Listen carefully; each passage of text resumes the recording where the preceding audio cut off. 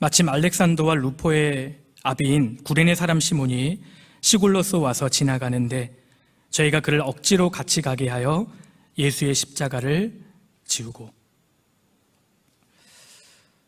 구레네 시몬이 천국에서 예수님을 다시 만나게 되는 그 순간을 한번 상상해 보십시오. 주님께서는 구레네 시몬을 만나서 껴안으시면서 이렇게 말씀하실 겁니다. 시몬아, 그때 내가 참 힘들었는데 너 나를 도와줘서 정말 고맙다.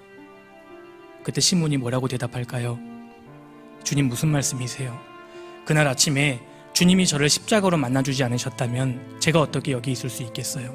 그리고 주님, 그날 아침 제가 주님의 십자가를 잠시라도 대신 짊어졌던 그 순간은 제 인생의 가장 영광스럽고 최고로 행복한 순간이었습니다. 그렇게 대답하지 않겠습니까? 그렇습니다. 여기 계시는 우리 형제 자매님들 중에 시몬처럼 억지로 내 생각과 달리 지금 십자가를 지고 계신 분이 계실 수 있습니다.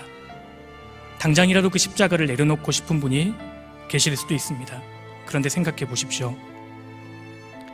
사실 이 십자가 때문에 내가 여기까지 올 수 있었던 것 아닙니까? 이 십자가가 있었기 때문에 부족한 내가 조금이나마 주님을 더 의지할 수 있었고, 이 십자가가 있었기 때문에 때마다 주님이 주시는 위로와 눈물이 넘쳤고, 이 십자가가 있었기 때문에 부족한 이 사람이 지금까지 그나마 믿음을 지킬 수 있었던 것 아니겠습니까? 처음에는 내가 십자가를 지지만 나중에는 주님이 십자가를 대신 져주십니다. 주님의 십자가가 나를 대신 져줍니다. 십자가를 진다는 것은 결코 쉬운 일이 아닙니다. 그런데 주님을 따라가면서 십자가를 지는 그 선택은 내가 할 수 있는 최고의 선택입니다. 힘들지 않다는 이야기가 아닙니다. 그보다 받은 은혜가 훨씬 크다는 뜻입니다. 루마니아에 리처드 범브란트라는 목사님이 계십니다. 아마 들어본 분들 계시죠? 지금은 이제 주님 품으로 간 목사님입니다. 2차 세계대전 당시에 루마니아는 공산권 국가였습니다. 나치의 치하에 있었기 때문에 종교의 자유가 없었습니다.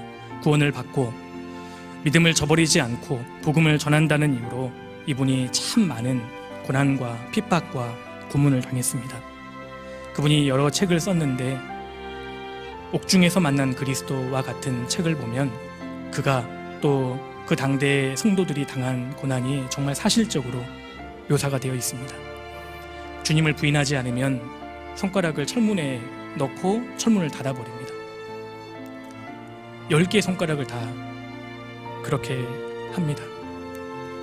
한 평도 되지 않은 감옥에 굴문지대를 풀어놓습니다. 쥐들이 굶주리면 사람을 공격합니다. 잠을 못 자게 하는 겁니다.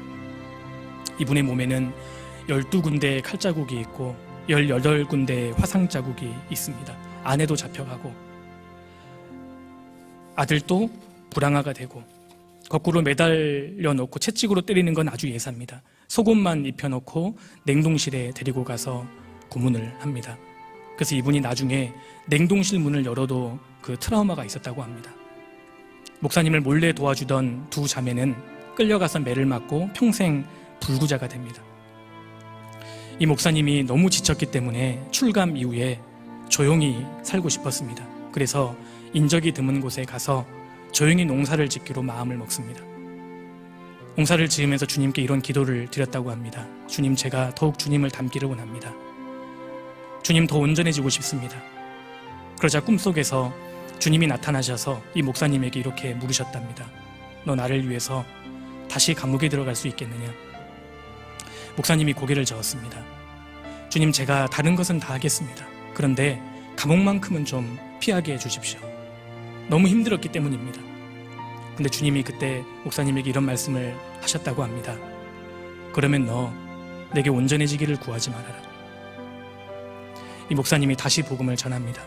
그리고 또 다시 감옥에 들어갑니다. 총 14년 동안 감옥에 있었습니다.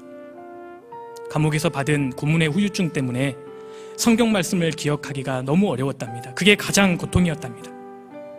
그래도 한 가지만은 기억하려고 노력했다고 합니다. 왕으로 오실 수 있었던 예수님께서 이 땅에 오셔서 매를 맞는 길을 택하셨다. 이 사실 하나만큼은 기억하려고 애를 썼다고 합니다. 나중에 말년에 그 목사님이 이런 말씀을 남겼습니다. 그리스도를 위한 고난은 은혜다. 내가 그 은혜를 잃어버릴까 봐 두렵다.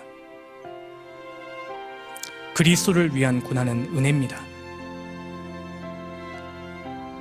고난이 있어서가 문제가 아니라 고난을 잃어버리는 것이 문제입니다.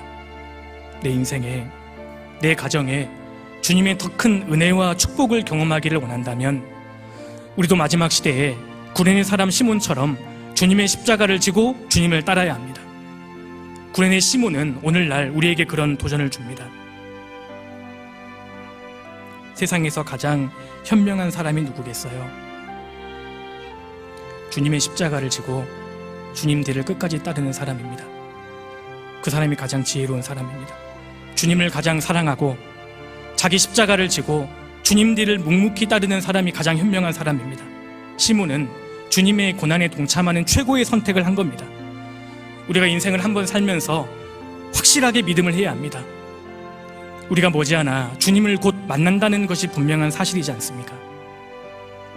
우리 주님이 오시면 모든 수고가 끝이 납니다. 그때 우리가 십자가를 내려놓을 겁니다. 우리가 십자가를 지고 고난을 받는 것은 잠깐이지만 천국에서 영원한 천국에 들어가는 것에 비한다면 그것은 아무것도 아닐 겁니다. 얼마 남지 않았습니다. 내가 선한 싸움을 싸우고 나의 달려갈 길을 마치고 믿음을 지켰으니 이제 후로는 나를 위하여 의의 면류관이 예배되었으므로 주 곧 의로우신 재판장이 내게 주실 것이니 내게만 아니라 주의 나타나심을 사모하는 모든 자에게니라. 이 길의 끝에 주님이 두 팔 벌려서 나를 기다리고 계십니다. 2000년 전에 주님께서 십자가를 지시고 지쳐서 쓰러지시는 그 현장에 우리 형제자매님들이 계시다면 어떤 선택을 하시겠습니까? 여기 계시는 모든 형제자매님들은 아마 주님 앞에 눈물을 흘리면서 뛰어갈 겁니다. 주님, 제가 질게요. 주님, 그냥 가세요. 제가 지고 대신 따라갈게요. 우리 다 그러지 않겠습니까? 우리에게 아직 기회가 있습니다. 지금까지의 내 인생이 아무리 절망적이라 할지라도 우리에게 아직 기회가 있습니다. 만회할 수 있는 기회 말입니다. 신앙은 끝이 좋아야 합니다. 주님은 오늘 구레네 시몬과 같은 사람을 찾고 계십니다. 청년의 때에 내가 인생을 어떻게 살 것인가 진지하게 고민하고 선택할 필요가 있습니다. 한 사람이 구원을 받고 자기를 부인하고 자기 십자가를 지고 끝까지 주님 뒤를 따라가는 인생, 사람의 영혼을 건지고 세우기 위해서 발버둥치는 인생, 가급적 주님 뒤를 가까이 따르기 위해서 몸부림치는 사람, 그 사람이 되어야 합니다. 형제 자매님들, 지금은 십자가를 내려놓을 때가 아닙니다. 십자가를 짊어지어야 할 때입니다. 주님과 함께 십자가를 짊어진 사람만이 주님과 더불어 영광을 누릴 자격이 있습니다. 우리의 십자가가 때로는 무겁다고 하지만